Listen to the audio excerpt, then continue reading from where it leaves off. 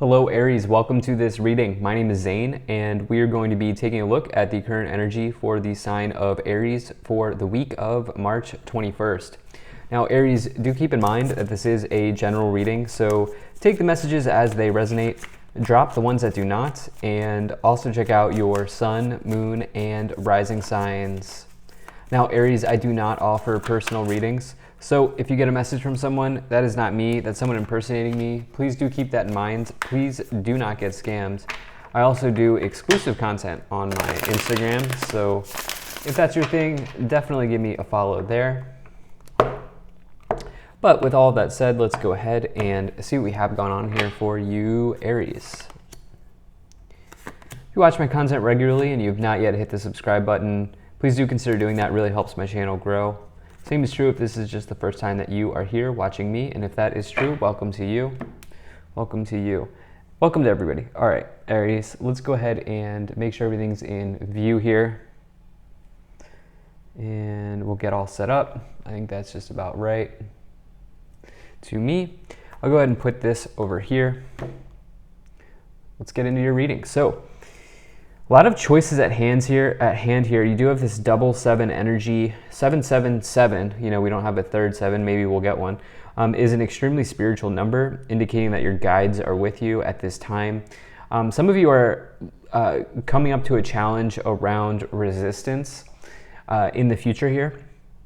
This is likely to be career related for many of you, as we have an abundance of wands.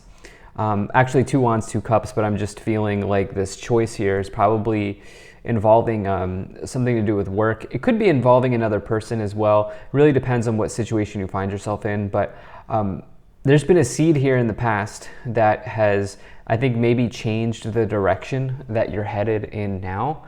And we're going to talk about that more. So let's go ahead and do that. So in your overall message, you have the 7 of Cups. 7 of Cups is literally somebody who's potentially overwhelmed by the amount of choices they have at hand. You can see each one of these cups represents a different type of option or a different situation for you. And it can say that they're just overwhelming feelings because your energy may be spread a little bit too thin. When you have the 7 of Cups, you may be trying to do a bunch of different things instead of focusing on one task. And what the 7 of Cups really asks you to do is to focus. Pick a cup, go with it, but make sure that you pick the cup that is in alignment with you. So do not rush, right? Take as much time that you need in order to pick the right cup for you when you get the 7 of Cups. Now, it could also, on a more positive note, say that the 7 of Cups can say that you have a lot of options, right? And so many people like to have options in their life, and so that is certainly something to consider as well. Now, in the past, you have the King of Cups and the Ace of Wands. King of Cups here. So there is probably a smaller portion of you where this overwhelming choice or feeling around a choice may be involving another person here, as you have this King of Cups. Could be a water sign, specifically maybe a Cancerian person, maybe somebody who identifies as masculine, but it doesn't matter what gender they are. The King of Cups, though, if this is not a person, this is telling you to do something to you can see that this person's sitting in water, right? And so this can talk about somebody who's maybe weathering an emotional storm. Water can represent emotions. And it could also be somebody who leads from the heart space. Kings are oftentimes described as leaders in the tarot. And so, you know, some of you may lead from that, the heart space, or like make a decision from the heart space, which I think is very important for you at this time, as we've talked about the 7 of Cups, like needing to decide which cup is best for you. It'll be important that you tap into the cup that is really speaking to you in your heart. Now, you have this Ace of Wands, which I love. The Ace of Wands is like my favorite card to find, or at least one of them in the tarot, because the Ace of Wands is the best card to find if you're looking to physically start something, especially if you're looking to start a business, become a business owner, or like even get fired up about something. This is a seed. This is truly a seed that you can plant that can then grow into something amazing. Typically, anything that you start under the energy of the Ace of Wands has a lot of potential to it. So moving forward here, you have the 7 of Wands and the Hanging Man. 7 of Wands, this person here is So yeah, something around, seeing the seeds grow, and then also this overwhelming choice. I feel like I kind of cut that short, but I feel like there's been some sort of like new beginning or new opportunity here around a passion that is now sort of changing the direction. In the future, though, you have this Seven of Wands and the Hanging Man. So I've talked about at the beginning of this reading how there's an issue around resistance potentially coming in. The Hanging Man at the end of the day is resisting a transformation, because this is the card that comes before the Death card. And so it asks you to really take a look at whether or not you're doing that, and take an honest look at something. And so when you get that, some of you may be challenged here in the future to embrace the unknown. The Hanging Man is afraid of the unknown because they are just staying where they are. They really need the energy of the Death card. Now, you also have the Seven of Wands, which is asking you to stand your ground. So if you've been ready to take the leap, but you haven't done it yet, it says do that, all right? Because that's what is showing up as a need here in the future. The Seven of Wands can also indicate that potentially in the workplace there is competition around you, and it's because you've been doing a good job. It's because you've been successful here, or there's just general competition. But I typically find it when somebody's been doing a good job and they now find themselves dealing with people who are competitive, which can happen very often. The reason being is these people are sort of coming after this person, and they're really holding their ground here, or they're needing to hold their ground. So don't give up, right? Don't give up. There's some transformation coming in around a passion, around needing to decide which cup to choose, but tapping into your heart space and picking the cup that is resonating with your heart. So let's move up the pyramid here. You have the King of Wands, you have the Knight of Wands, or excuse me, the Knight of Pentacles, the Tower, and the Lovers. Okay, powerful cards. Powerful cards here. So the King of Wands, Ace of Wands combination, especially, you throw in the Knight of Pentacles. For me, that's a major combination of being an entrepreneur, owning a business, starting a side hustle, or turning one of your habits, talents, or passions into a profit. And the reason being is the King of Wands is the entrepreneur archetype. It is somebody who leads from passion. While the King of Cups leads from the heart space, the King of Wands leads from passion. Remember, it doesn't matter what gender you are. You can take on the aspect of any of these cards. The King of Wands leads from passion and inspiration. And the King of Wands will never be in a dead-end job. They'll never stay in a job that they don't like. The Knight of Pentacles, this represents you having really put in a lot of effort and energy into something and getting rewarded for it. The King of Pentacles the Knight of Pentacles out of any card for me represents arrivals, something finally coming through, something finally coming to fruition when you have that energy. And there's an element of time associated with the Knight of Pentacles when you find it. And so it can bring harvests, it can bring very good situations into your life, especially as it relates to like career finance matters. But again, it's because you've been putting in the work.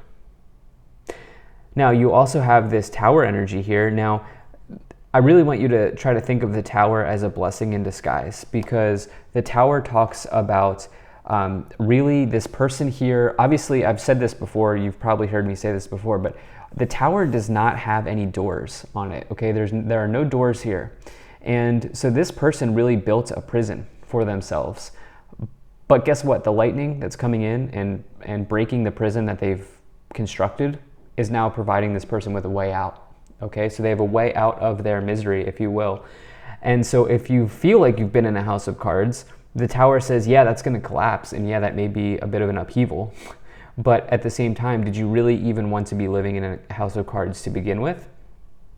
And so it can actually not only bring revelations, but it can also bring blessings into your life. Not going to say that it's going to be like sunshines and rainbows, or it's going to be completely easy, but it's something that can be provided here with the Tower.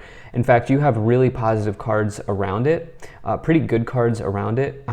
The Lovers represents an important choice to make. Remember, we started this reading off with the Seven of Cups talking about how you have to make some sort of important choice here. Well, that's being honed in even more with this Lovers energy. For some of you, this will be in love. For others of you, this will be in like whatever it is that you do for money, whether that means adding something with a side hustle, or getting a new job, or something like that going on here. This is an important choice for you. Let's move up the pyramid. So you have this Two of Swords, you have the Wheel of Fortune, did come in reverse, but I don't read reversals, but it did come in reverse. And the Nine of Cups. Okay. So pretty incredible. The winds of change are arriving for you here, Aries. The Wheel of Fortune, like the Tower, brings change, okay? Inevitable change. The difference is the Wheel of Fortune is about fate and destiny. It brings about some type of luck into your life. And there's a change coming that may be a little lucky. It may be a little fortuitous for you here with this Wheel of Fortune. And you know, this can say that the wheel has spun in your direction. The wheel has arrived. Your destiny has arrived. And so when you get the Wheel of Fortune, you should ask yourself this question: am I going to hop on the train, or am I going to stay in the station? Am I going to resist by not doing anything, like the Hangman, or am I going to hop on the train and move forward and see what this new destiny may lead me to, what this new opportunity may lead to? Because for you, you have this wish fulfillment in the future. You have one of the best cards to find in terms of getting a wish. And it's one of the major wish cards, but in terms of happiness, this is something you've always wanted finally coming to fruition, especially as it's next to the Wheel of Fortune. And you know what? This may be one of those readings where, you know, with the Tower's influence, you finally going down this important choice here, going down this important road with the Lovers, and then that situation providing you with some sort of good luck, good outcome, good wish. And the thing is, you'll never know if you don't actually try, or you'll never know if you don't actually go for it. And that's what I definitely would encourage some of you to do. You have this Two of Swords as well, which this person's blindfolded here. They can't see the road ahead. They don't know where they're going. And really, the Two of Swords come forward when you are indecisive, okay? When there's indecision at hand. Again, you have the Seven of Cups here, energy being spread extremely thin. You have the Lovers needing to make an important choice. You do have a bit of a jolt here of energy coming in with the Tower, and some luck with wishes coming true with the Wheel of Fortune and the Nine of Cups. So it's almost like moving out of this indecision mode, moving into action mode here. Let's see what else we have. So you have the Two of Wands and the Ten of Pentacles. All right, so Two of Wands, you know, this person's on a path, right? They're currently on a path, but they're deciding on the path that they're on. They've come into this kind of fork in the road, and they really need to decide once again. So you have decisions here coming in all over the place with the Two of Wands, the Seven of Cups, and the Lovers. Big decisions. Which path will you choose? Which wand will you go? What will you decide to pick up? Which job, which opportunity, which person will you choose?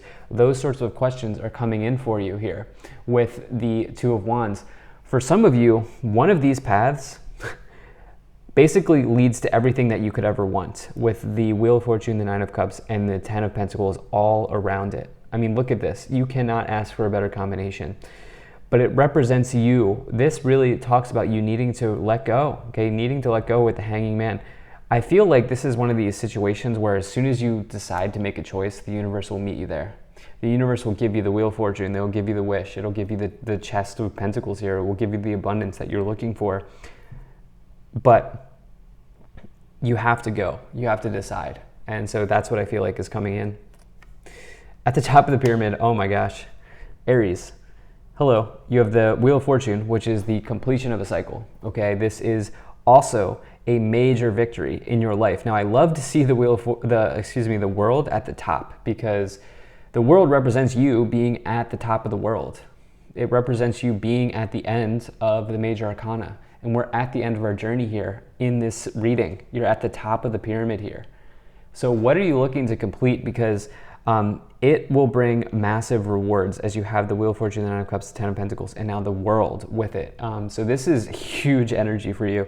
You also have this Strength card, which is, again, standing strong, being courageous, going for it, and overcoming some sort of internal obstacle about why, I think around resistance is the important thing. I keep going back to this Hanging Man, but this is really the key for you to unlocking the World, the Ten of Pentacles, the Wheel of Fortune, and the Nine of Cups, which is huge. Thank you so much for being here. I love this reading. If you enjoyed this, hit that like button, subscribe, and I'll see you in the next reading.